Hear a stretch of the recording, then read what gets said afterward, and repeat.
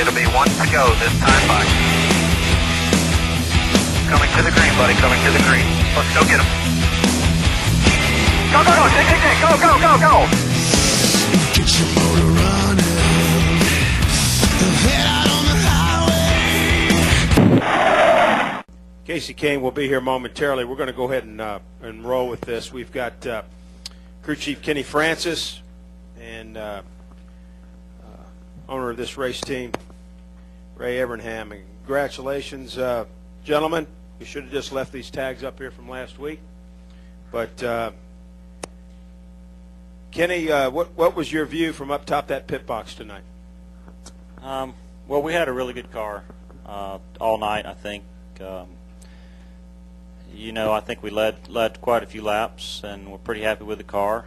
Tony was just a tick better at the end than we were. Not sure. Case didn't say anything about the car the kind of last 100 laps, so not really sure where we were at on that. But we could see it was going to come down to a gas and go situation at the end, and I knew how much gas we had to take, and I knew how much Tony had to take, so I knew we had a speed on gas. So I just said, well, I'm going to make sure I get enough gas in it to finish the race, because he's definitely got a speed on the pit road time there. So we did that. We had plenty of cushion to third and put ourselves in position to take advantage when, unfortunately, when Tony had problems. I guess I don't remember what lap it was on, but we took rights there. I don't know, what was it, 70 to go or something like that, where the other guys had taken gas only, so they were trying to run 100 laps on the right sides, which I thought was a little sketchy. And so we elected to take rights. Luckily, we were leading when we did that, so we still kept pretty good track position, and it worked out. Unfortunately, like I said, Tony and them had problems, and it just kind of fell into our hands there at the end. So that was really great. Casey Kahne, back-to-back wins here at Lowe's Motor Speedway. Your thoughts about winning the Coca-Cola 600? Just a really, really special race, a special weekend.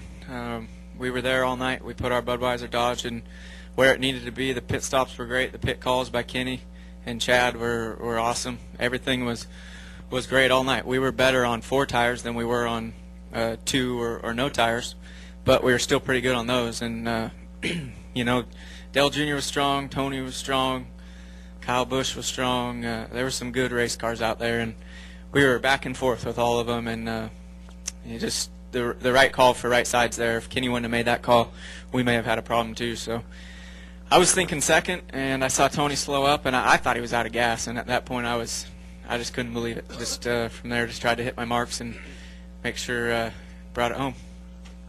Ray, you got to be excited about the direction that this race team is headed here now as we continue this season next month.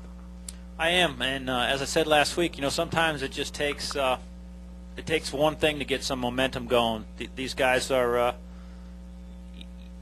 they're winners. They've won a lot of races for me in the past, and they seem to be clicking again. There are decisions made throughout a race sometimes that end up having an effect at the outcome, and that decision that was made at around lap about 75 or 76 to go that these guys made to put the right side tires on, give up the track position at that time, ended up being a key factor in the race because it was just a little bit too far to run on right side tires. Like Kenny said, Tony's car was a little bit better than ours there, at the end, and he needed a little bit less gas, and it just if you keep putting yourself in position to win, sooner or later you're going to win, and that's what these guys are doing, and now they've got momentum, and I'm just really proud of them for being in victory lane here.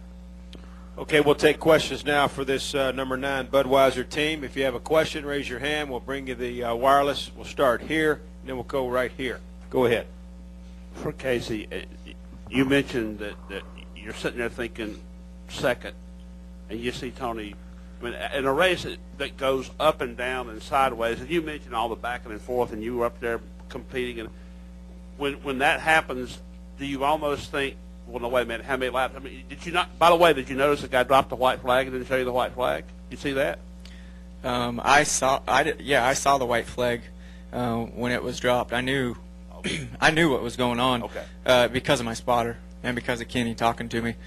But yeah, when Tony, I saw him up high, and he went out of my sight into turn 1, and he was up high, and when I came off at 2, he was low and slow, and I was I thought he had run out of gas, but because I knew he took a lot less than us, because I got to pit road pretty darn quick and got back to speed pretty quick. So I thought that the only way he could have beat us was just taking less gas, and he had a problem. And we were in position, and the luck was on our side this week and last week, and I feel like it's pretty awesome to be on this side of things for sure.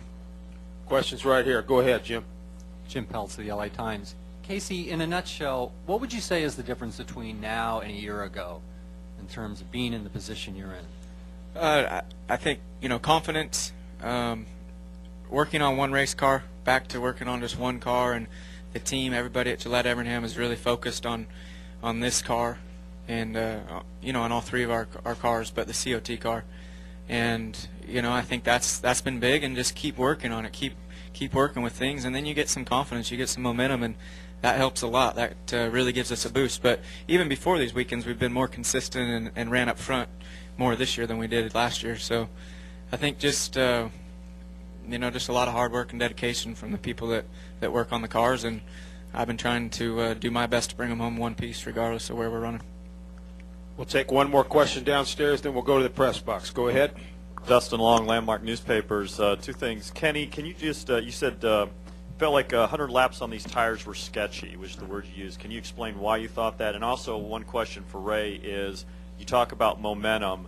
How does momentum matter in a mechanical sport? Momentum can't get you extra aerodynamics or things like that. Can you talk about why momentum is so important, or why you feel it is and can carry you guys maybe the next few weeks? Well, I'd say, the reason I say running 100 laps is kind of sketchy on the rights is these tires aren't built to run 100 laps. This is probably the most load track we have, as far as loads on the tires, amount of force on the tires. And it's one of the highest corner and speed tracks we have. And Goodyear has a great tire here. But, it's hard enough to get one to go 60 laps, much less 100. So, Goodyear did a great job with this tire. I think everyone's had nothing but praise all weekend for these tires. But, man, if you remember back to, I think it was 05 when we were blowing tires a lot, it wasn't really anything wrong with the tire. It was just the track was so fast, So there's only so much you can do to make a tire live, and they've done a great job with it. But at some point, you can't run 150 laps on it. I mean, it's going to give up at some point. So it's I'd say it's just load over time. There's just the cycles of load over time. It might be a little too much. And we didn't know that. I mean, it's just hard to. How would you know whether it is or isn't? But we did see at the very beginning of the race, first long run we came in and we looked at the tires, and you could see a little bit of shade of cords under the rubber. You could tell, we better be on our toes with this thing today. So, we kind of saw a little, never had any kind of a problem, but we just said, well, we're right there, so we better not do too much more than this. So that's kind of what we were thinking all night. Ray, you want to address the momentum question?